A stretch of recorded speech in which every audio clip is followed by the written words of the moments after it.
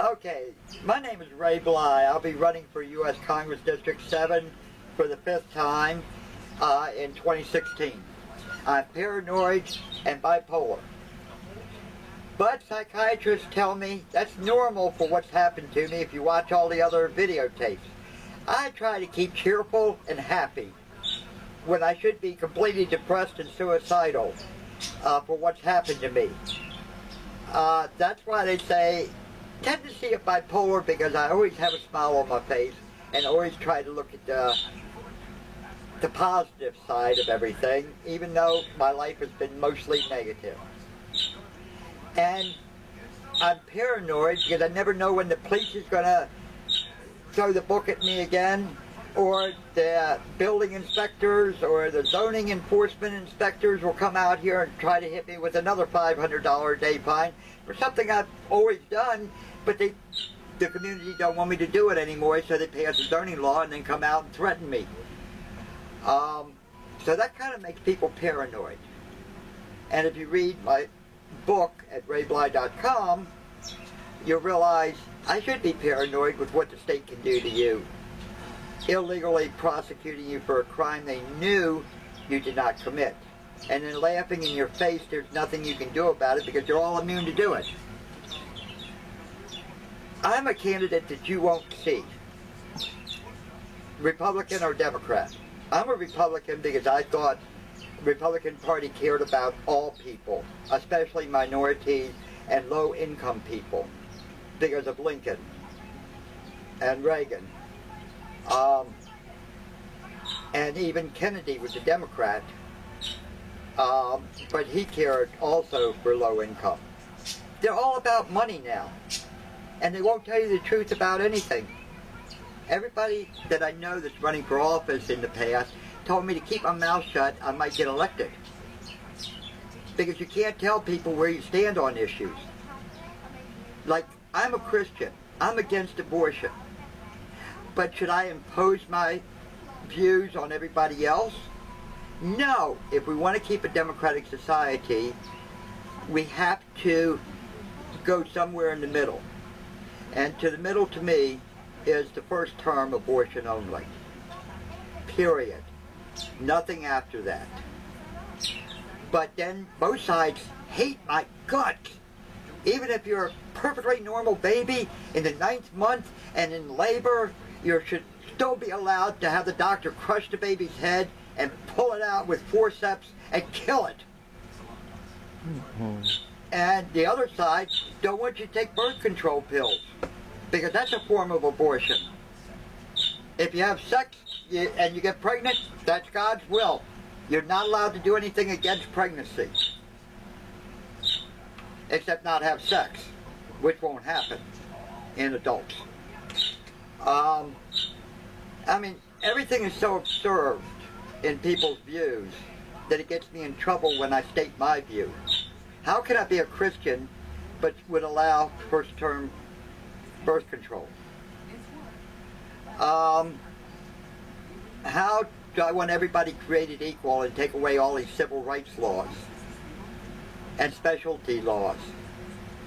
Gay people, first off, marriage is a legal term in all the Bibles of the world, no matter whether Jewish, Islamic, Sikh, Buddhist, or Christian religions. The word marriage came from biblical religious terminology, and it means one man and one woman. I'm not against gays if they want to live together and have a union, but to use the word marriage, which is a religious term protected by our Constitution, should not be used for people that don't fit that term of one man and one woman, as the Bible states. They can use any other term they want, but not a religious term. I mean, every time I look how much money it takes to run for U.S. Congress, I'd have to take money from all of these corporations. I think we should stop all money to foreign governments and to Americans. Period. We pay farmers not to grow, but we pay for food from South America. Why don't we let our farmers make the money? Why are we paying sheep farmers to keep sheep in case we have another world war because we need the wool? None of the military clothing is made out of wool anymore. I mean, we just keep getting absurd with all these special interest groups. It's like when they asked Cummings back in 2010, should we put a surplus tax on oil companies because of all the profits they were making? He says, yeah, we're looking into that. When it came to me, I says, hell no. We don't need to put surplus taxes on them. We got to take away the $1 trillion of tax credits we gave to oil companies and start making them pay taxes for the first time. You know what Elijah Cummings said? Mr. Bly is right, we're looking into that. The League of Women Voters had to tell him to shut up and sit down because it was my turn. Every time I said an answer after his, he interrupted me. That's why he refused to debate me, Republicans and Democrats, after that with the League of Women Voters, because I embarrassed him too much. These elected representatives know how to say, oh, that sounds very good. I would really look into it when I'm elected to their constituent, while thinking, that idiot, I'd never do that. What an asshole. But they don't tell the constituent that. They won't tell them where they stand on anything. They avoid the truth. Better schools, better communities, better police, smaller government, less taxes. I've heard the same thing for decades of my life, 6 decades now. Obama, we need change. Yeah. What does that mean? A new person in office. Well, Bush couldn't run again, so it would have been a change anyway, whether it was a Republican or Democrat. It's all a lie. He hasn't really changed hardly anything except passed a whole bunch of new laws. I'm for national health care. God forbid I'm a Republican. I think they should double everybody's Medicare withholdings and give everybody Medicare. One payer. And if you're poor, medical would be free. But if you're middle class or upper, then you would pay the 20% to your own private insurance company, so the insurance companies could stay in business. So it's not as profitable by paying the 20% Medicare, Medicaid didn't, or a prescription plan, etc. That way, it would take the greed out of doctors, lawyers, and insurance companies for all this profit.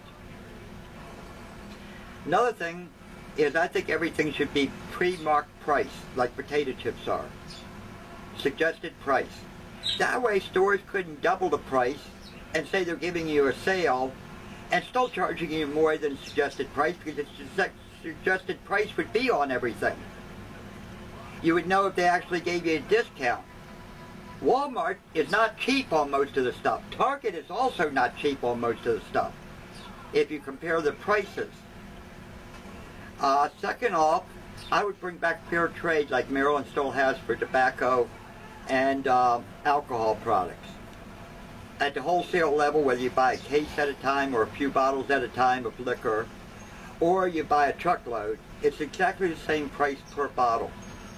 If they brought that back across the board for appliances, computers, TVs, hardware, lumber, all of these stores that have gone out of business by mom and pops because of Walmart, Home Depots, Lowe's, Targets, etc., and let the mom and pop be able to open a business again doing appliances, like I did new appliances back in the 70s.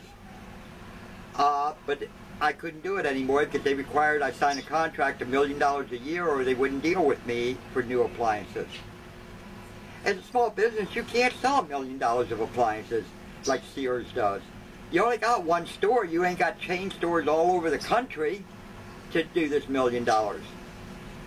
They bring this back, it would bring back all the mom and pops. It would raise up the working class people again to middle income. And it would down the upper grade people, these multi-million-dollar a year executives down to normal salaries they used to make 20 years ago, where they only made 5 times their worker salary instead of 100 times, because they would be competing with all these mom and pops again.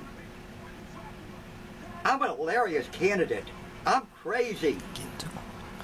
And you know it, because I tell you where I stand. Read my book, read my candidacy page at raybly.com, RAYBLY.com, or follow me on Facebook. I have all kind of videos of where I stand on all kind of issues, and I'm going to have a lot more. Thank you.